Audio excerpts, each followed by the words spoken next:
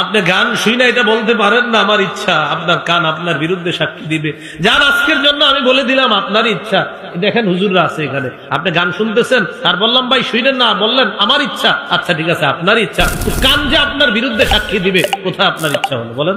কানও তো আপনার বিরুদ্ধে চলে যাবে। আপনি বললেন হুজুর আমার চোখ আমার ইচ্ছা, তো চোখও তো আপনার বিরুদ্ধে সাক্ষী দিবে, তো কোথায়? চোখও তো আপনার বিরুদ্ধে চলে গেল।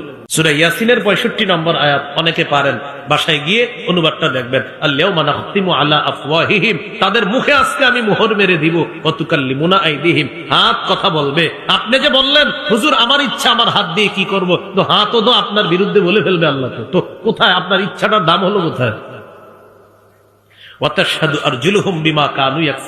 আপনার পা সাক্ষী দিবে আল্লাহ এই লোক ঠিক কাজ করে নাই। তাহলে বলেন একটু দেখান না আমার দিকে, আমি বললাম আমার পা আমার যা মন চায় তা করবো।